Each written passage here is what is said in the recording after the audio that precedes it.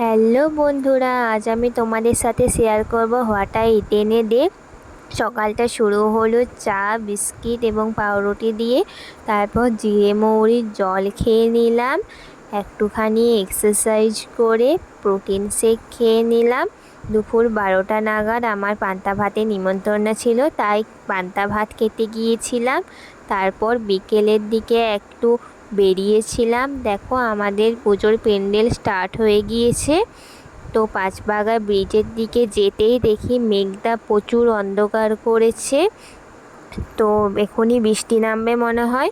পাঁচবাগার ওপর ব্রিজের উপর দিক থেকে নিচটা দেখতে খুবই সুন্দর লাগে। হঠাৎ করে মুষলধারে বৃষ্টি নেমে গেল, তাই একটা দোকানে দাঁড়িয়ে একটা কুরকুরি খেলাম। বাড়ি এসে 1 কাপ দুধ চা খেলাম। তো বৃষ্টির ওয়েদারে দুধ চা খেতে খুবই ভালো লাগে, তাই না বলো বন্ধুরা? তারপর নিচে এসে একটু মুভি দেখে কিছু স্ন্যাক্স খেলাম। তাও রাতে রুটি এবং ছোলার তরকারি দিয়ে আমার দিনটা এন্ড করলাম।